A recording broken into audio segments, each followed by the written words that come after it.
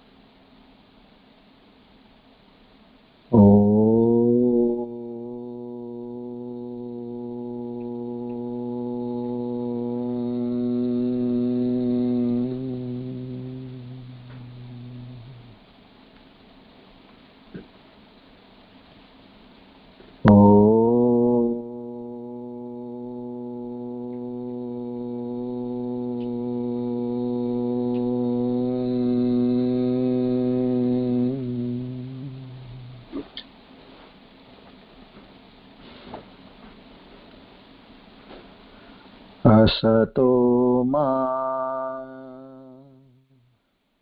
sadgamaya tamaso ma jyotirgamaya mrityorma amritam gamaya.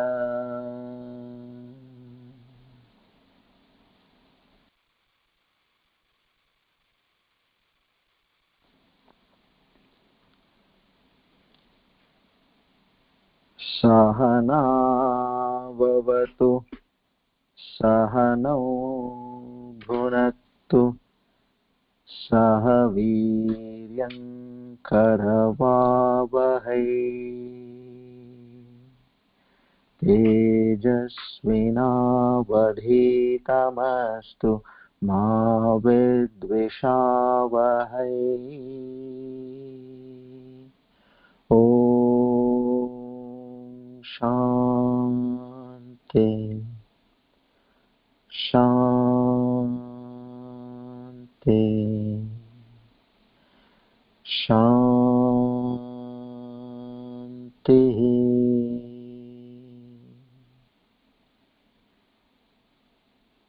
Hari Om Tat Sat.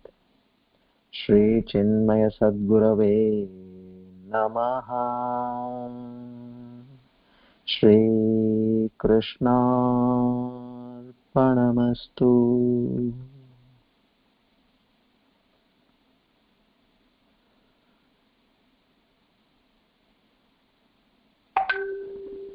O Lord the Almighty,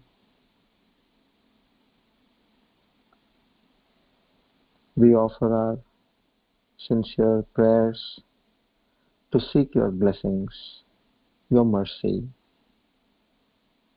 your love, your compassion, your forgiveness,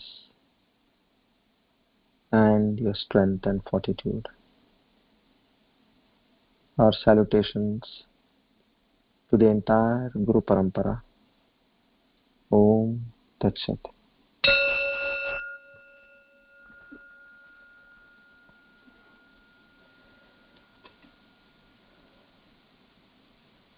Today we are on the Divine Discourse number 73, the 29th of June 2020, Sharvari Nam Samvatsar, Uttarayan, Grishma Rutu, Ashadha Mas, Shukla Paksh, Navami, and we are on a Monday.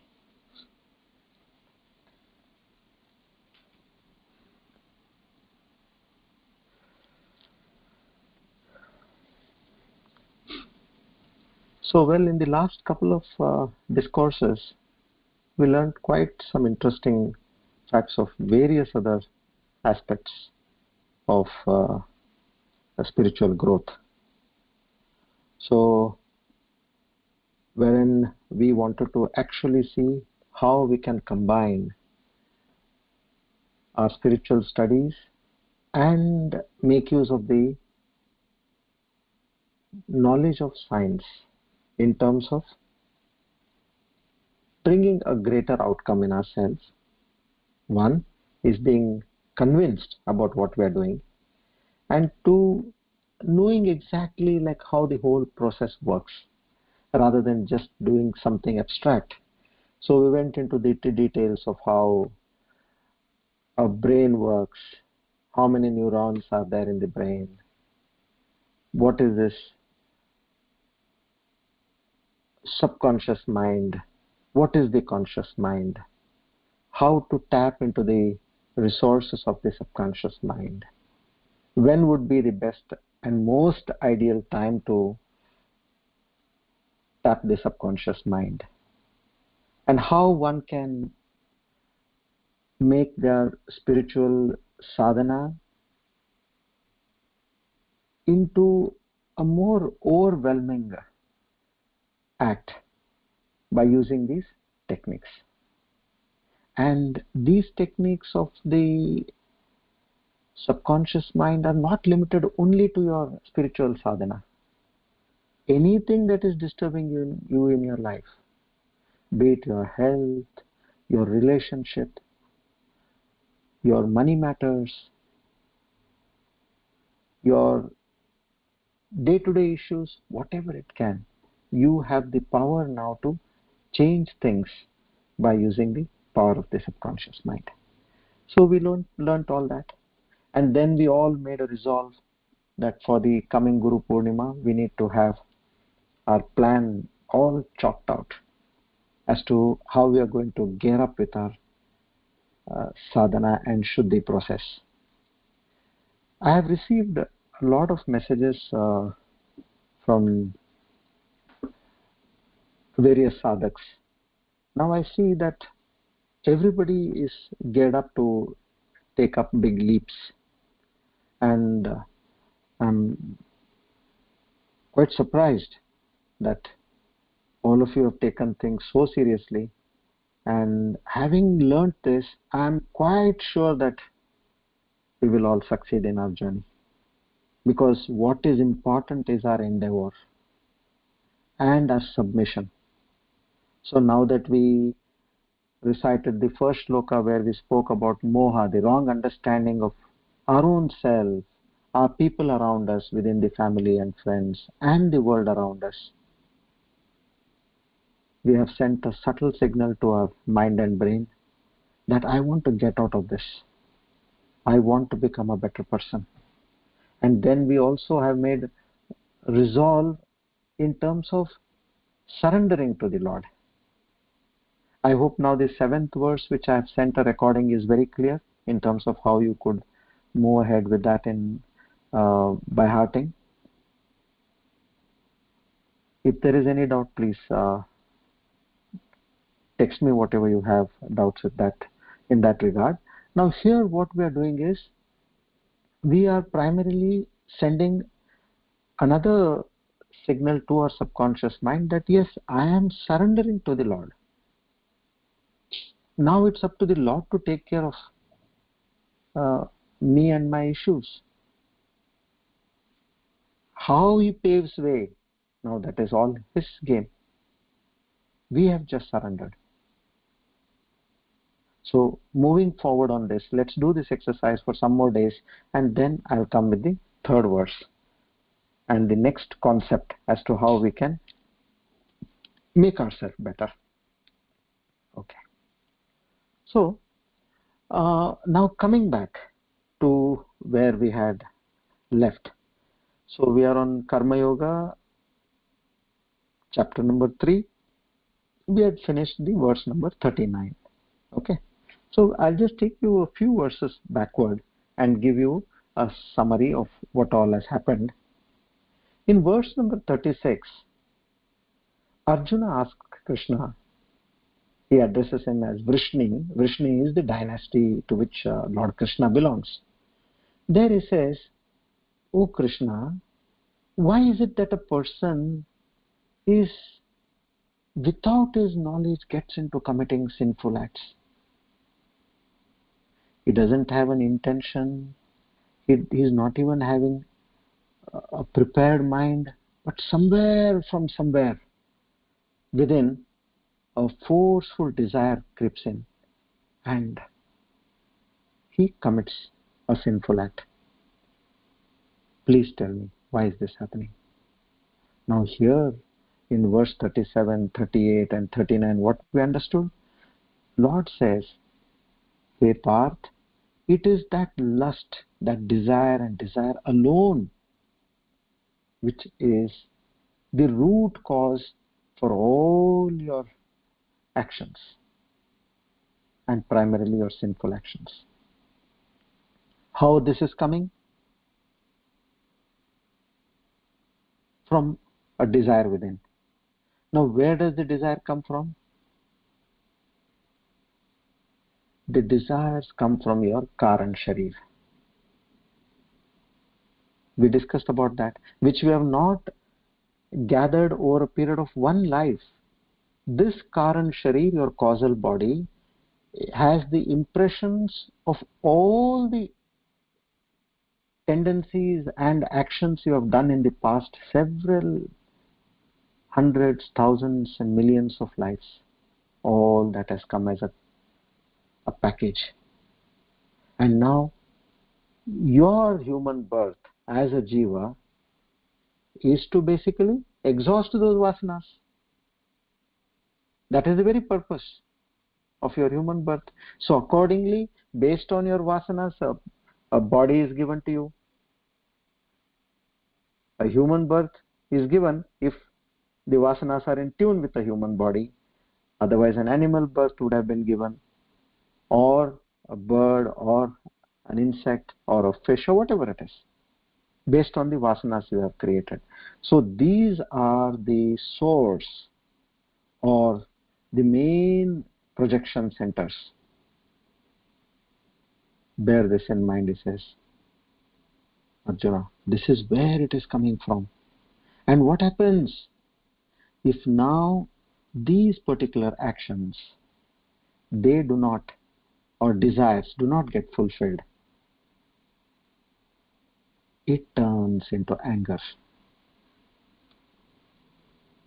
Anything, you observe your own self.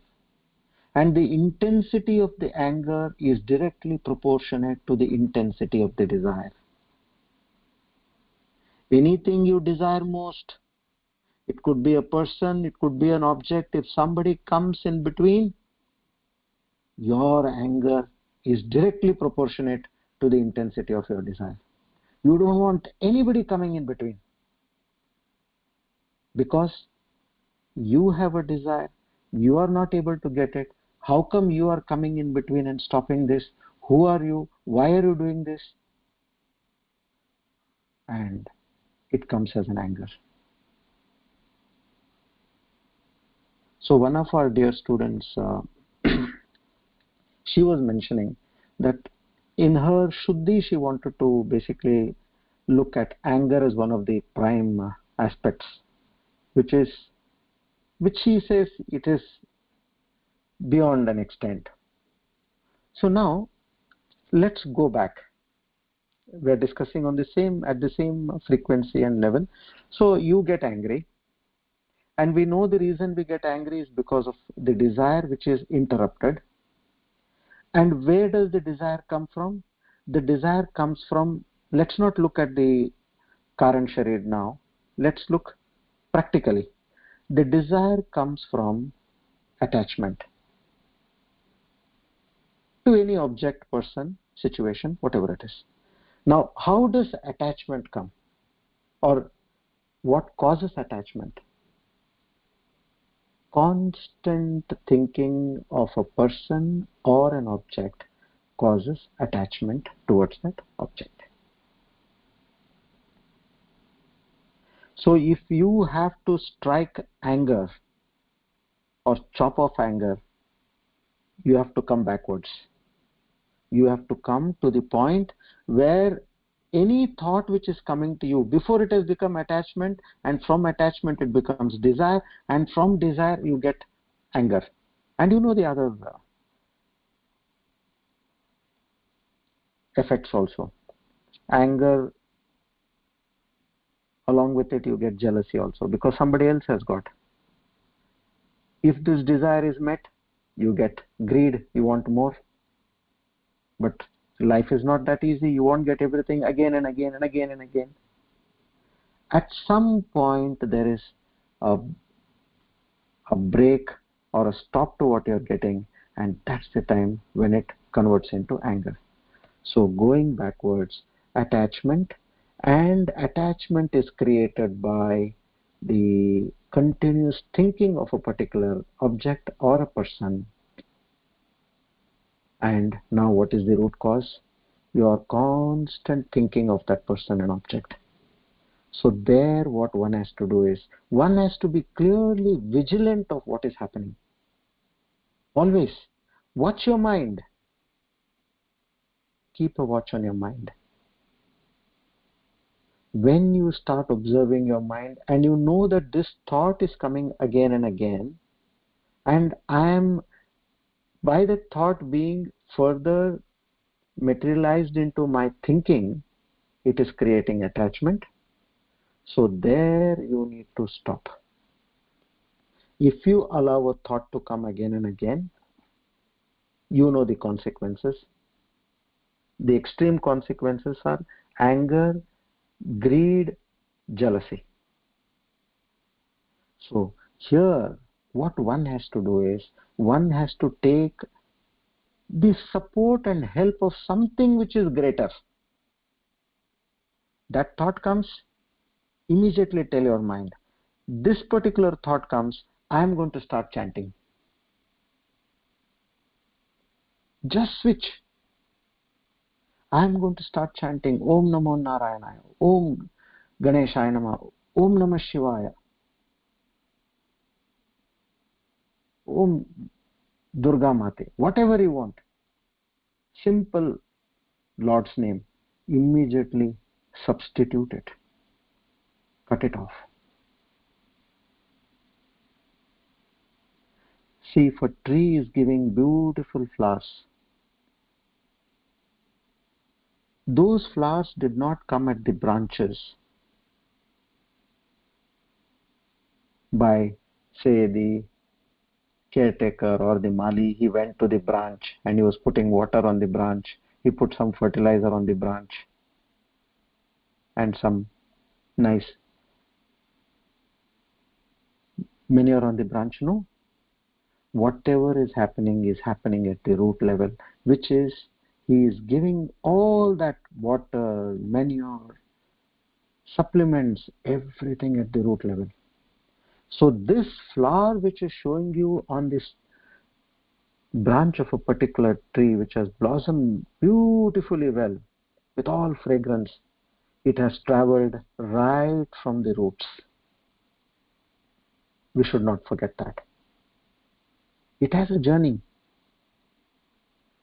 So, which means when anything which appears is because of a journey, it has begun from somewhere else. So come backwards. So anger or greed or jealousy, work backwards, and you will come finally to attachment, and before attachment is the thought. You don't entertain a thought, that's the end of the story. Think about this. Very systematically discussed. You chop it at the thought level, replace it with your sadhana in terms of Shuddhi, where we say, chant the name of the Lord. You are getting a double benefit here. Instead of only controlling these vices in you, you have started developing something more. You are cleaning up the earlier backlog also. That's so nice. Because the root is more important. Now let's say in a house there is smoke coming out of the chimney. I'm not talking to our kind of flats. I'm talking to a house which is an independent house, and there is a chimney on the top, and you see smoke coming out of the chimney, the old houses, the bungalows and mansions and all. So now if the smoke is coming from the roof, coming out of the roof through that chimney, you want to stop the smoke. Let's say you go and tie up that entire chimney. I don't want this smoke to come. What will happen? That smoke will start going down and it will find a way to emerge out or escape from other openings in the building. It could be doors, it could be windows, various other places. It will try to escape. Because the nature of the smoke is to escape from wherever it is. It wants to go higher. So if you want to stop smoke over there, you have to go and put off the fire. In the same way, if you want to control all these vices of anger, greed, jealousy, one needs to work backwards and snap it at the thought level. And we are going one step forward. We are going to substitute it with chanting of the Lord. Immediately you will be peaceful, because there you have snapped a thought which is something which you desire. Maya will not play soft on you. It will come more fiercely. So when you take the name of the Lord, you are safe. You are protected, because you have a bigger strength to play with you, to support you, or as your team member.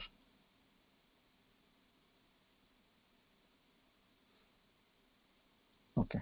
So there again, in the next verse, the Lord says, see, these particular desires, they turn into anger, and this anger is something which is not good for you, Arjuna. Nobody as an angry person has ever been a lovable person or likable person or a person of achievements in this world. And then he further talks about nature of desire again, where he says, for the three broad categories of people, a sattvic, a rajasic and a tamasic, we see that there is a different level of effort you need to put to get out of the fangs of desire, that he covered in verse number 38. So now we come to verse number 39.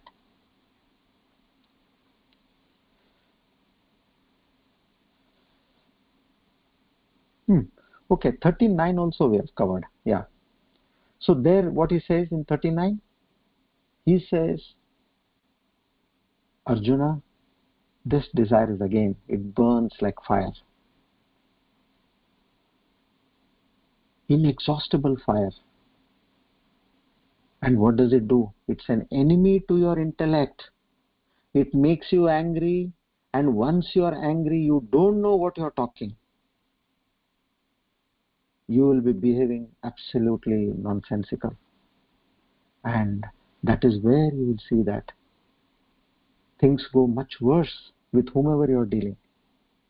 So he says, be careful of this desire. There's a very interesting story actually. Desire can be at any level. I'm talking about this story with Brahmarishi Narad. Once Narad, you know, he's a globetrotter. He's the son of Lord Brahma, a Paramagnani. He comes across a beautiful princess, and he is extremely attracted to her. Now what he does, he tries to actually woo her, but that princess pays no heed to him. Now what he does, he goes to Lord Hari, that is Narayana, and says, oh Lord, this is my desire now. I have fallen for her, and please make me handsome. So what Lord Narayana does, he knows that okay, he has come under the gambit of desire, but this is not what is suitable for him. So what he does is, he makes him look like a monkey actually. He asks for to make him handsome, he's become more worse. Now Narad thinks that, oh, I have become handsome, and he tries to go and again woo the princess. And he sees that the princess is behaving very weird, much worse than before. So then he goes and sees his face in a pool of water, and he sees that, what is this? I'm looking like a monkey. He gets terribly furious, completely furious, and what he does to reprimand this, he goes to the Lord and he actually gives a curse to Lord Narayana. Yes? You made me look like a monkey, so you will have your assistants or your help or workers as monkeys. And also, I was longing for the companion of that princess, and you did not make that happen. So at one point of time, you will also feel deserted from your lover. This was the curse he gave, and he's a Brahma Rishi after all, and a sage's curse can never go waste. So that was the reason how the Rama avatar happened. So this particular story comes in Ramcharitramanas, Balakanda, in verse number 136 and 137. So desire is something which can come to anybody of any kind. So here in the whole of Mahabharata, what we are seeing, again in Bhagavad Gita, again and again we come back to desire only, and mind control. Okay. So verse number 40. Please repeat. Indriyani mano buddhir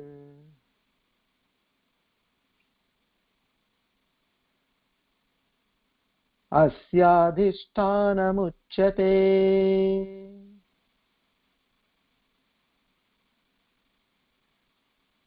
etair vimohayatyesha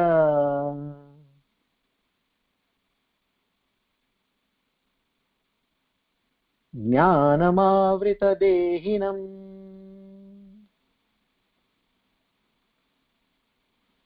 Indriyani mano buddhir asyadhisthanamuchyate etair vimohatyesha jnanamavritadehinam.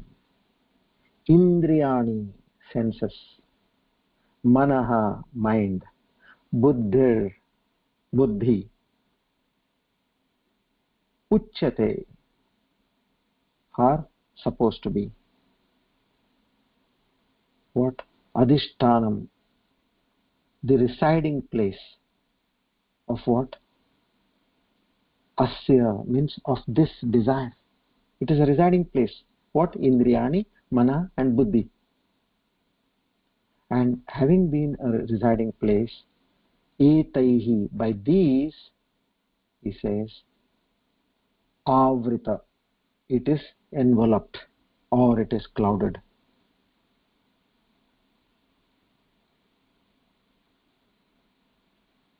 Now what is clouded? Jnanam, meaning your knowledge. Knowledge is your intellect.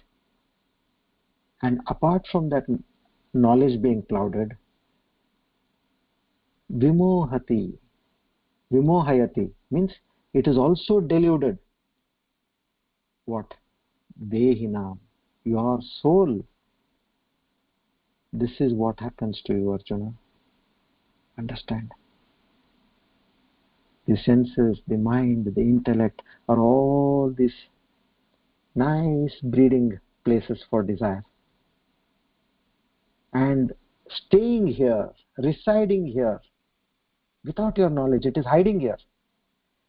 What it does, it slowly it captures your knowledge and eventually destroys your soul.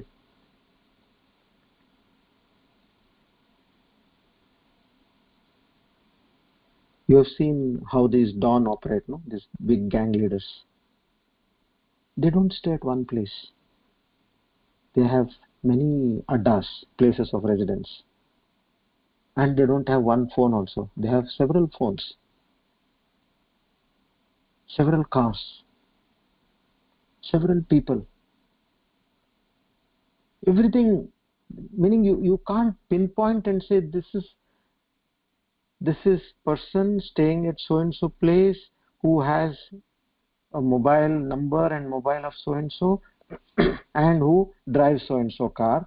No, he will not have anything which is restricted to one. So here Lord Krishna says, beware, you will not be able to catch him. He is like this kind of a dawn. And these desires, they again and again, they thirst your mind. They remind of the past beautiful experiences you had. Wonderful experiences. They keep bringing to your mind. And then it nudges the intellect to relive the experience again and again. It was so good, we should go there again.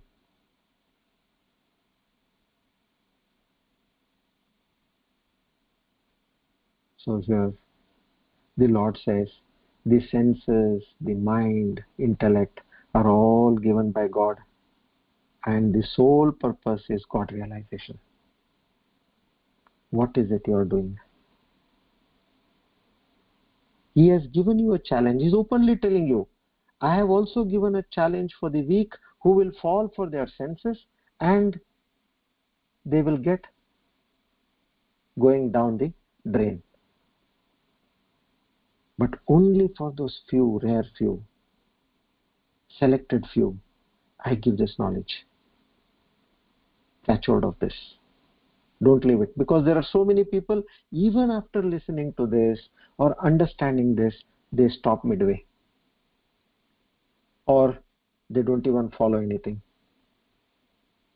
So in future chapters he says, I pity such souls. Having come so far, they did not get the benefit of it.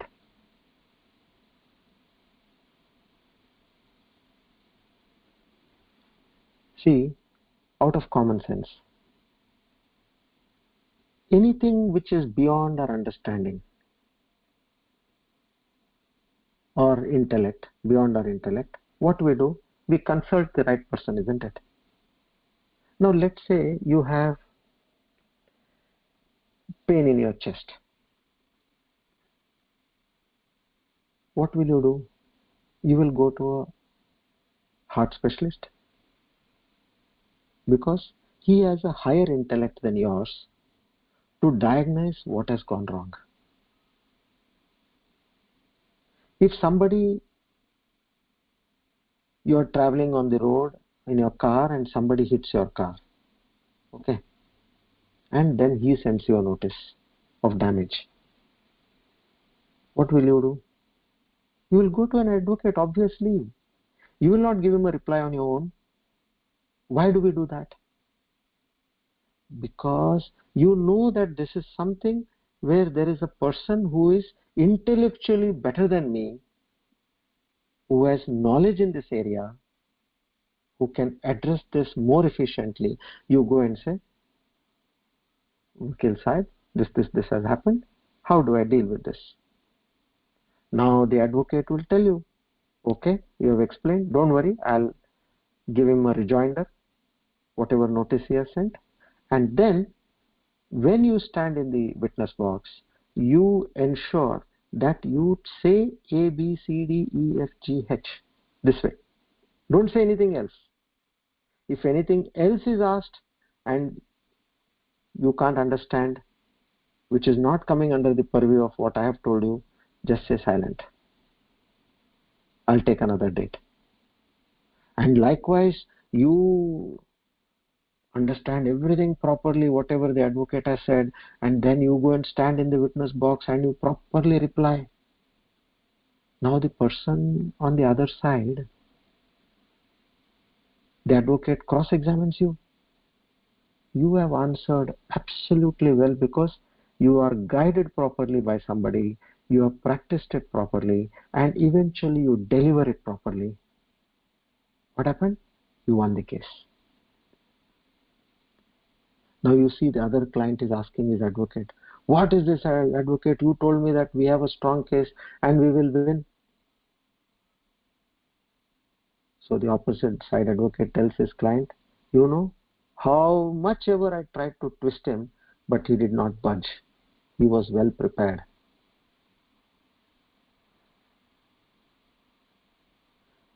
So in the same way, when we don't understand how this mind, the senses, what is the nature of a desire, how the world works, what are all these, we're just going by the instincts. When we don't understand, we have to take guidance of somebody who understands this at a higher level and follow what they say properly and reap the benefit. You win the case. Otherwise, what you got to know of an advocate, you went and you did not practice what he told, and eventually, having gone all that distance, a pitiable condition, you lose the case because you did not prepare yourself well. Taking the same example of, you had a chest pain, you went to a doctor. Now the doctor says you have to take 2 tablets, one in the morning, one in the evening, for 60 days, 2 months. Now, will you ever try to use your mind and say, I want to finish off all this in 30 days, so instead of 2, let me take 4, 2 plus 2, 2 morning, 2 evening, instead of 1 and 1. Do we do that? No. Why? Because we know that the doctor has a higher intellect in this particular area, and we very faithfully follow the doctor. Okay, doctor, whatever you say, I'll do that. In between, he says, come after one month. Yes, you'll again pay whatever visiting charges are there, and you'll go and visit him and come. He didn't say anything much. We do all this because we know that he knows the subject. Then if this is the case, why don't we believe the scriptures and the Lord himself who is saying all this? This is not told by some passerby. Oh, I heard it when I was going on the road. I heard somebody saying this. Passerby vacha. It is not there. Bhagavan vacha. So we should develop that confidence. If we want results in our life, if we want to make our life happy, meaningful, worth living, enjoyable, we have to listen to the higher.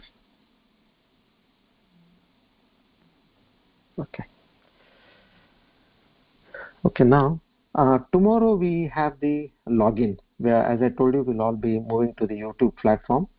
So around this 4:10 level, where 4:10 is the login time and we start at 4:15, so 4:10 to about 10 minutes or so, we'll only experience the login process.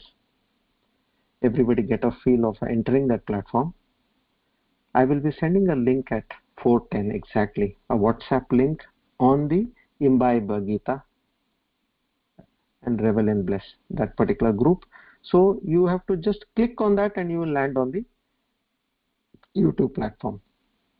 So there you have a live chat. We can all chat whatever is there. And if you want to say anything, you on that Imbibe Gita WhatsApp voice message, you can press that and give a message. I will play that on the YouTube platform and answer. So henceforth, any reply to your voice will be by the help of the WhatsApp voice messages of the Imbibe Gita. And nevertheless, you always have an option to type on the live chat as well. So we'll see this tomorrow. So 4:10 to about 4:20 types will be 10 minutes we'll utilize for being here. And then we immediately close down and we come back to FCC and continue our class. So tomorrow will be the 74th. And it's again Divine Grace, 75th, our Platinum Discourse will be on an Ashad Ekadasi day on the new platform YouTube. So that's a blessing which has come to us now. Okay.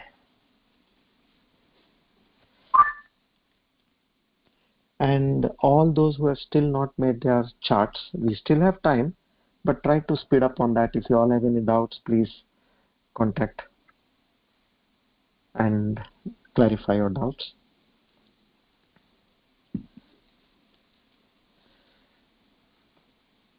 Okay. Please be comfortable and relaxed wherever you are sitting.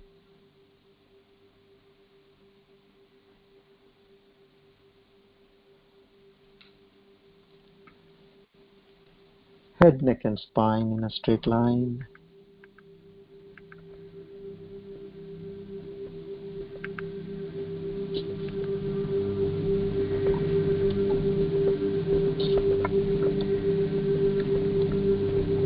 Keep your eyes gently closed, like as though two feathers or two petals are sitting one above the other.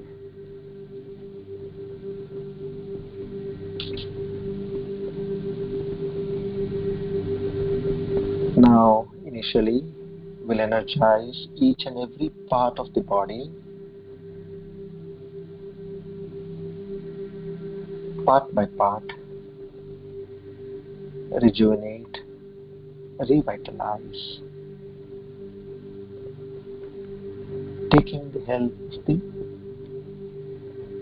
awareness, the consciousness which is within you. Move that consciousness to that part of the body and do the revitalizing and rejuvenation process.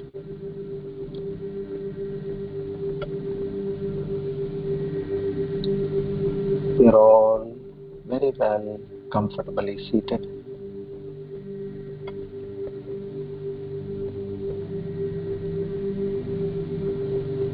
Left leg relax.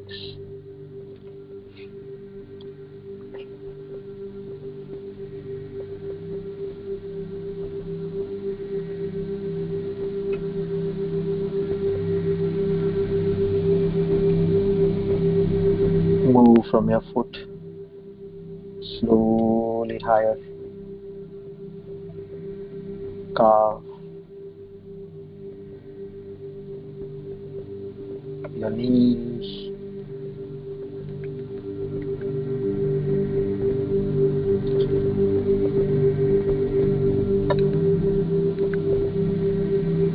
your upper leg.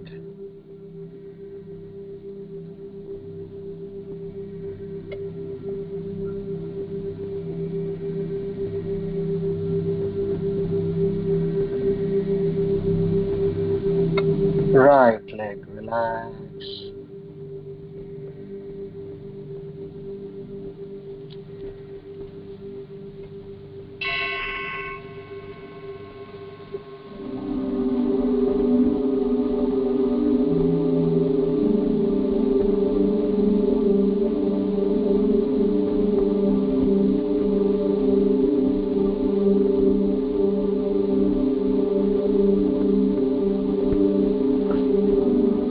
Feel the entire part of the body, a fresh leaves of energy and power seeping in.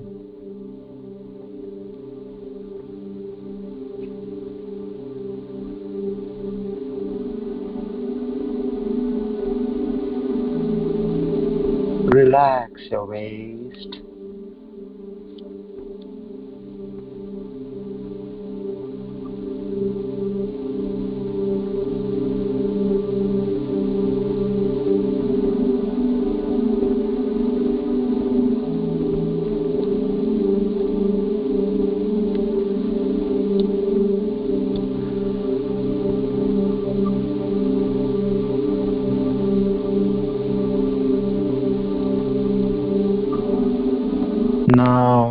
Relax your entire back,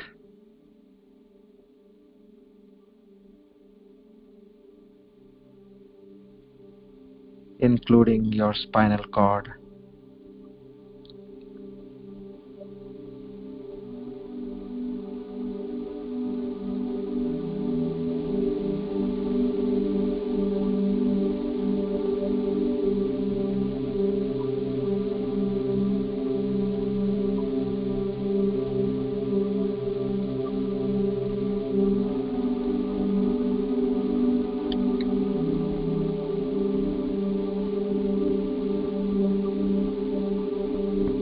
Relax your abdomen and your chest.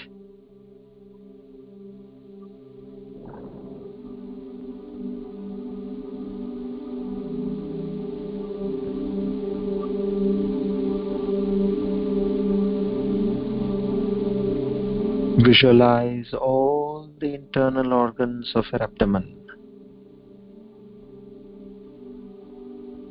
getting stronger and nourished.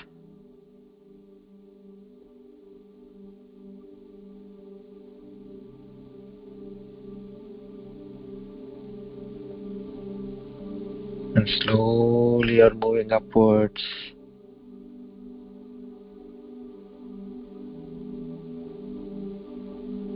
Your ribs, your lungs, your heart.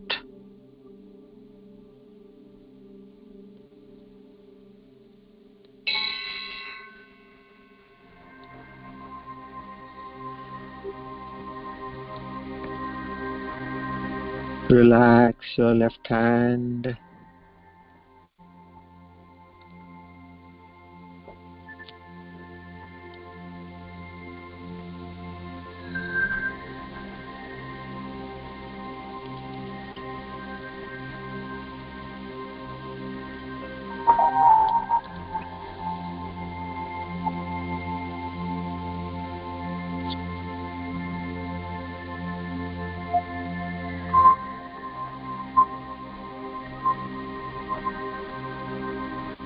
Relax your right hand.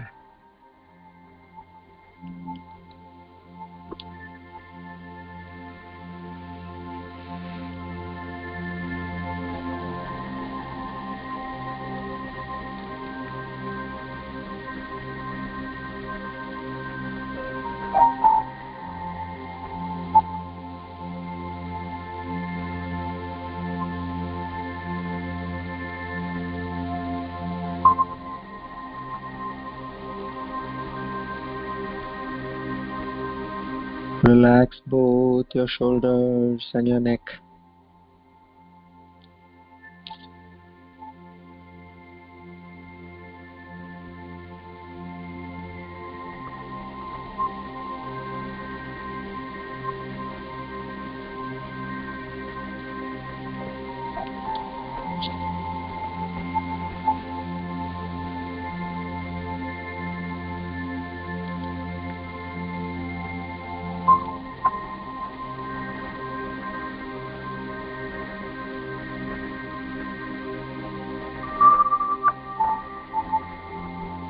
Relax your entire face, including your forehead.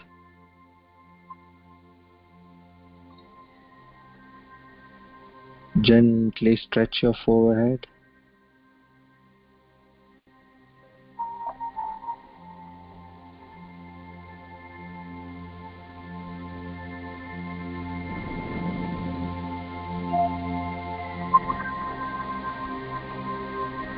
Relax every part of your face.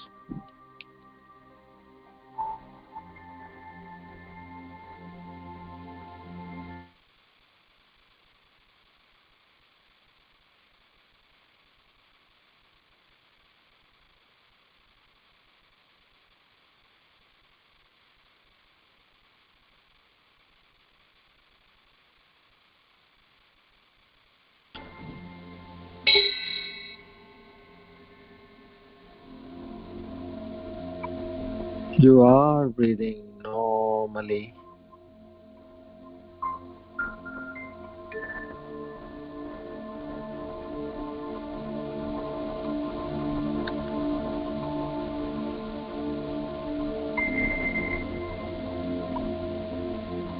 As you're breathing in, your abdomen is expanding, and as you're breathing out, your abdomen is contracting.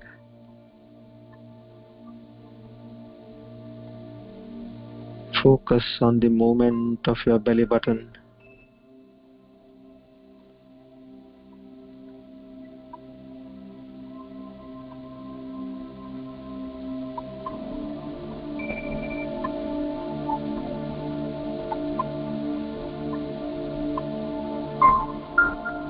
Keep your 100% attention on your belly button.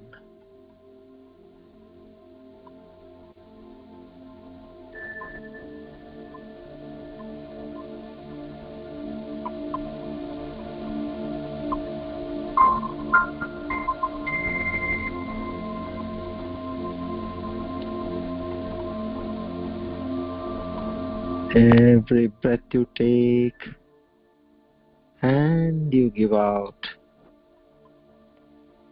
is a gift of the nature to you.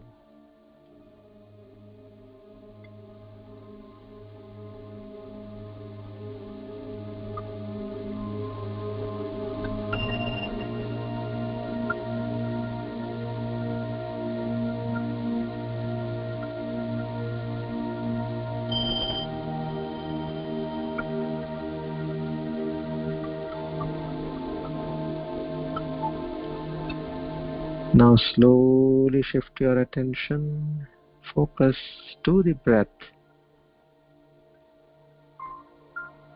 at the tip of your nostrils.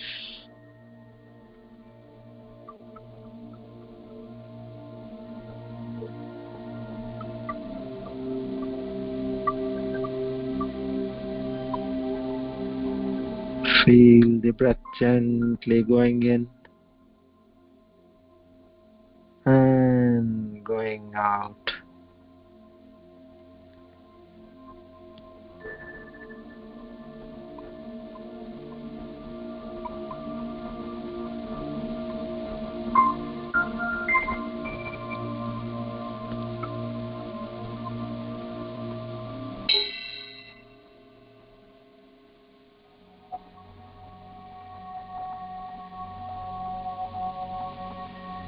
Keep your focus completely on your nostrils, observing your breath, the vital life sheath, prana vikshana.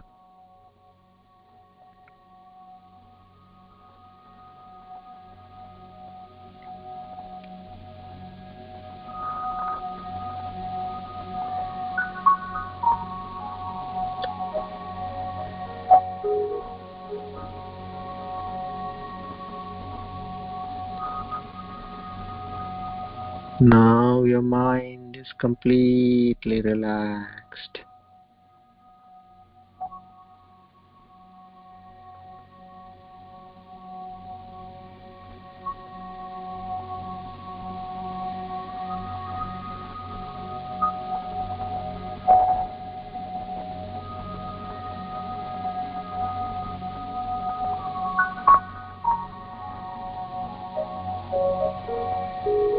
Now slowly shift your attention to the awareness within you.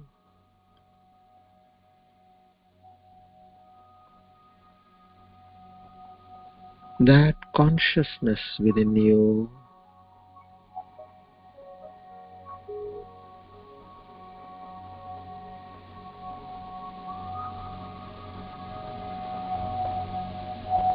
That Chetana Shakti within you.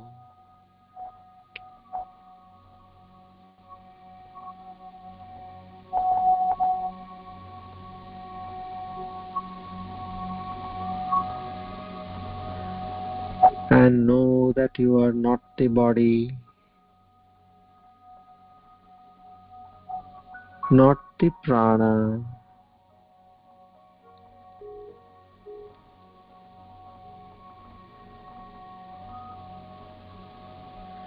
and not the mind.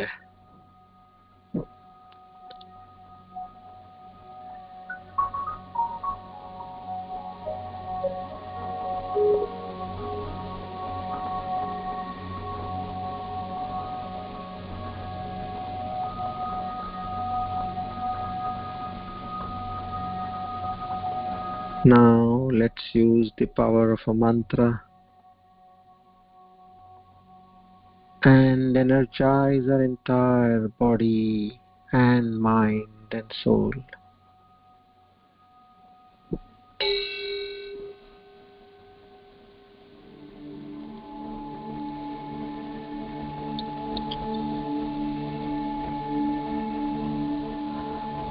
Om Namo Bhagavate Vasudevaya.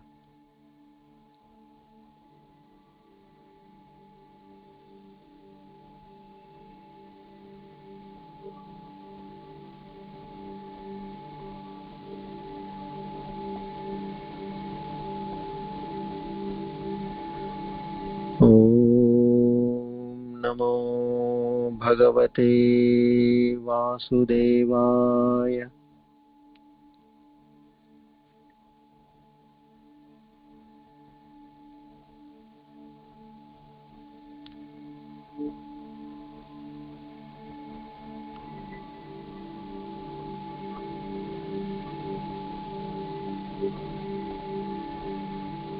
Om Namo Bhagavate Vasudevaya.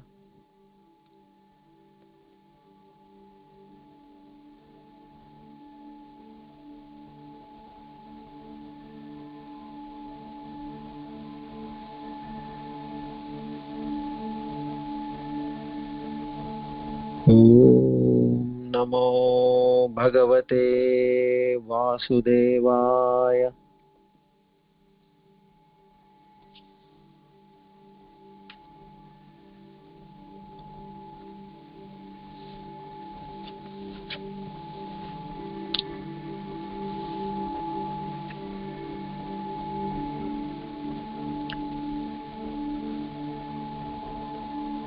Om Namo Bhagavate Vasudevaya.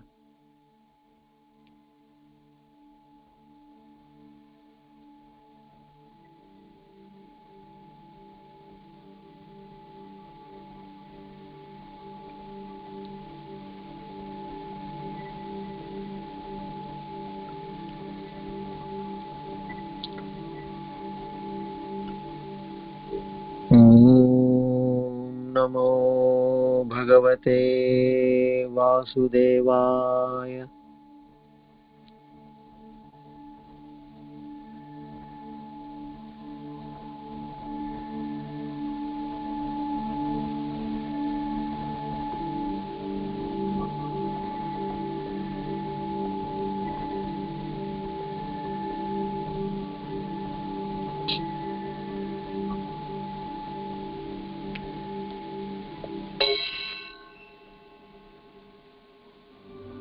Om Namo Bhagavate Vasudevaya.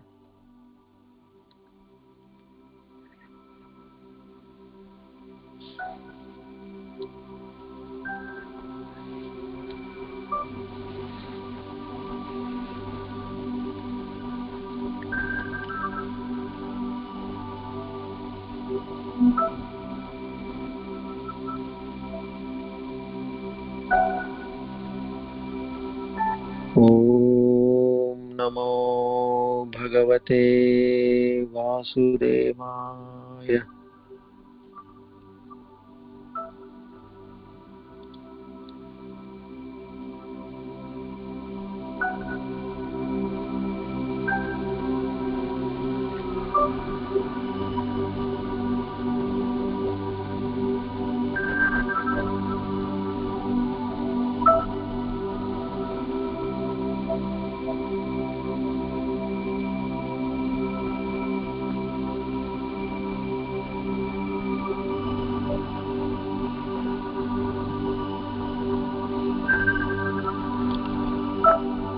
Now slowly shift your attention to your breath at the tip of your nostrils.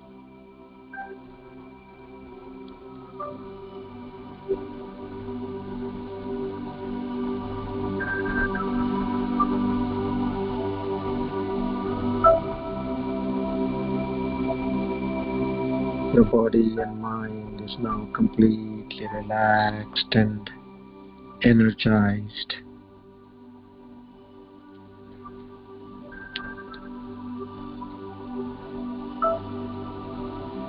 Become aware of your body.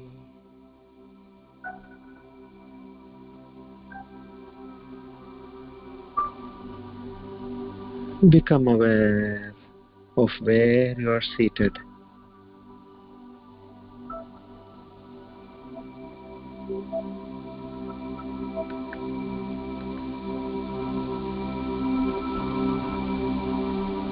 Become aware of your surroundings.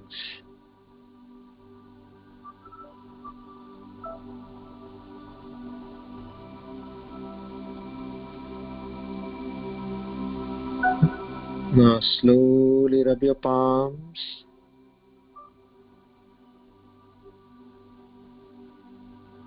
Place them on your eyes.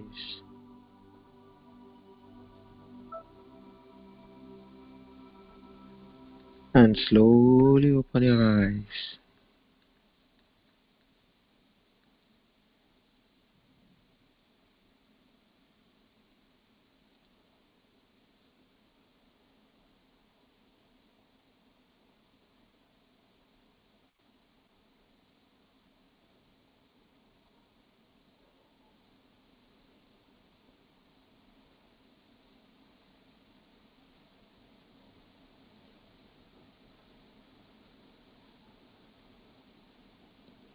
Experience the peace and tranquility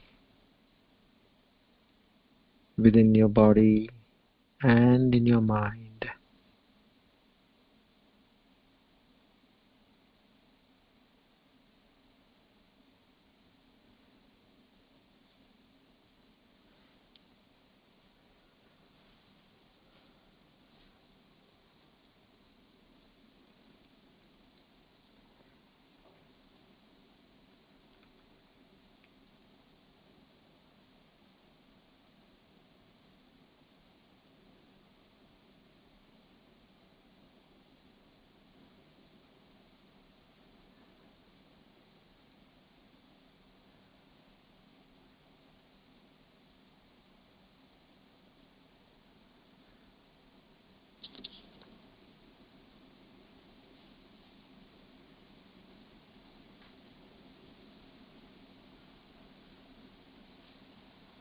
If anybody has questions,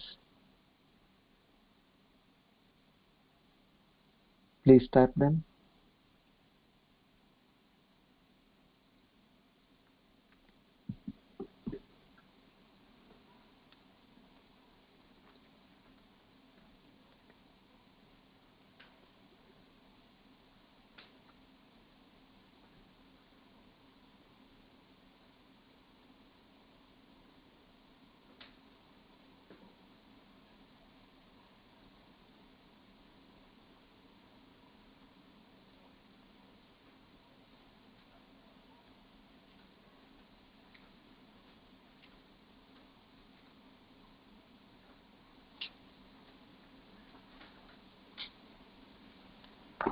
Okay, we conclude.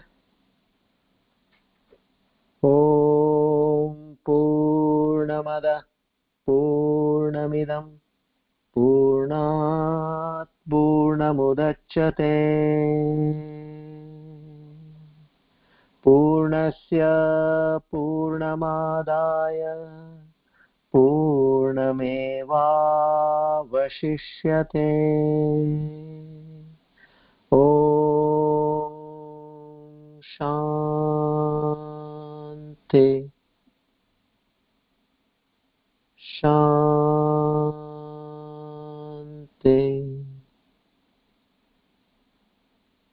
Shanti.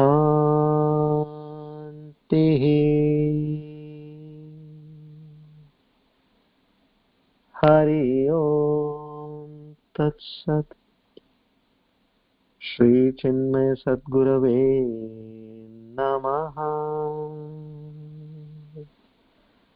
Shri Krishna Arpanamastu.